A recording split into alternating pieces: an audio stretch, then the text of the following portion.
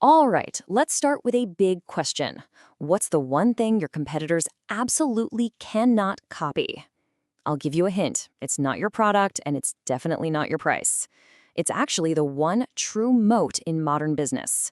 So today, we're going to dive into this idea using David Spink's amazing book, The Business of Belonging, as our guide. So this is the whole idea right here. The one thing they can't copy. Think about it. Your competitors, yeah, they can replicate your features. They can totally undercut your pricing. They might even poach your best people. But a truly connected, vibrant community? No way. That's your fortress. It's built on stuff like trust and a shared identity, and you just can't clone that. Okay, so that brings us to the first big idea, the uncopyable advantage. But to really get a handle on this, we have to ask the big why, right? How on earth did community go from being this kind of fluffy, nice to have thing to an absolute must have, a strategic necessity for basically any business today? And what's so cool about this is where the author, David Spinks, got his start. He didn't figure this out in some stuffy MBA class. Nope. His big insight came when he was just a teenager, managing a top-ranked clan for the game Tony Hawk's Pro Skater 4. I mean, he was building a sense of belonging online way before it became a business buzzword. And get this, he even got the actual Tony Hawk to sign a Jell-O pudding pack for his clan, a total inside joke. It just goes to show you, the roots of any great community, they're always, always human. Of course, this whole evolution didn't just happen overnight. If you look back at how companies have talked to customers, it's a wild ride. Back in the 80s, you had these one-to-few models, like Apple's early online bulletin boards. Then in the 2000s, it was all about one-to-one, right? Think Zappos and their amazing customer service. Then, boom, social media hits, and we enter the one-to-many broadcast era. But the real revolution, the thing that changes the game entirely, is this many-to-many model. This is where your customers start connecting with each other, supporting each other, creating a kind of value that, honestly, your company could never create on its own. All right, so now we're moving on to a true sense of belonging. We've kind of covered the why, right? But let's be real for a second.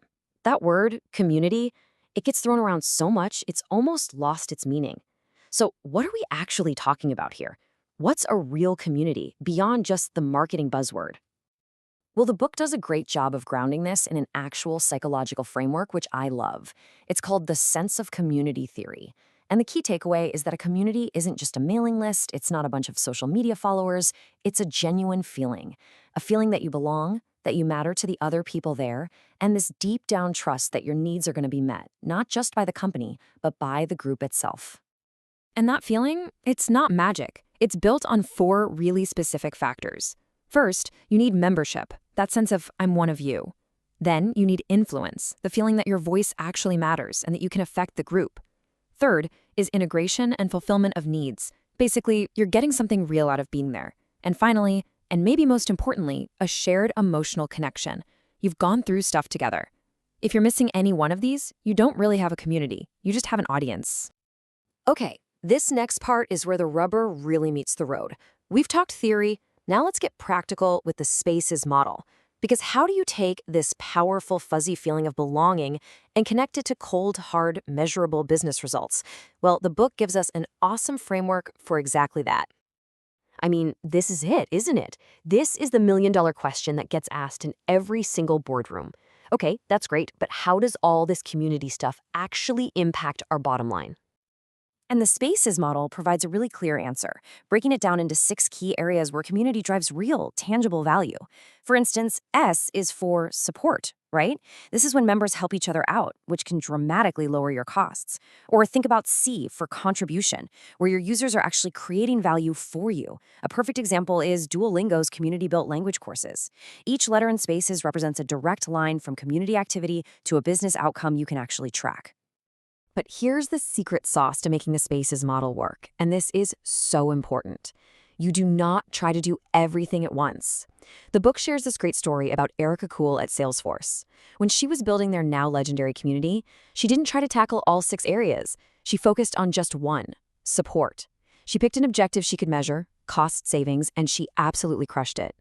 She proved its immense value, and that earned her the trust from the higher-ups to expand. The lesson is simple. Find your one thing first, prove it, then grow. Okay, so let's say you've picked your business goal from the SPACES model.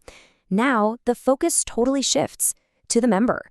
It's all about designing a journey for them, a path that encourages them to participate, then to contribute, and ultimately to really connect with each other. And that journey is what the book calls the commitment curve.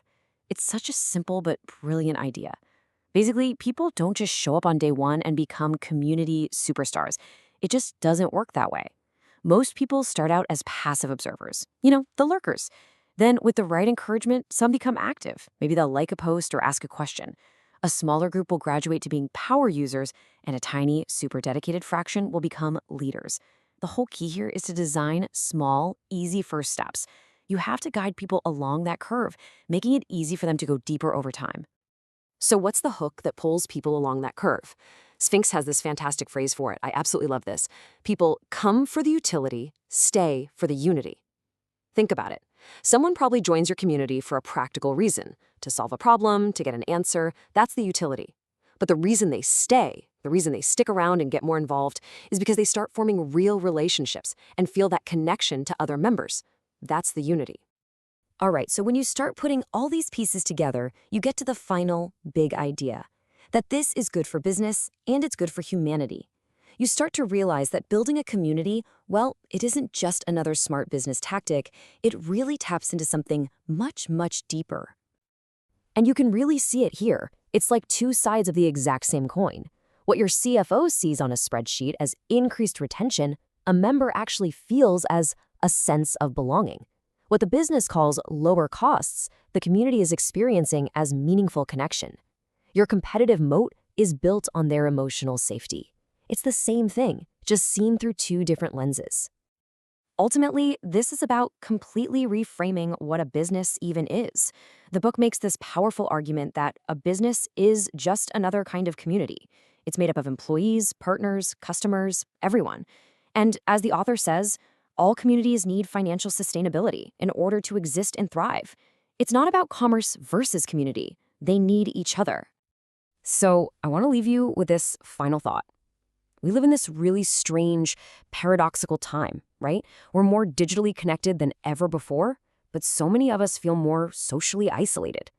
So the final question is this: beyond all the profits, beyond the market share, could building a place where people feel like they genuinely, truly belong, could that be your company's greatest legacy?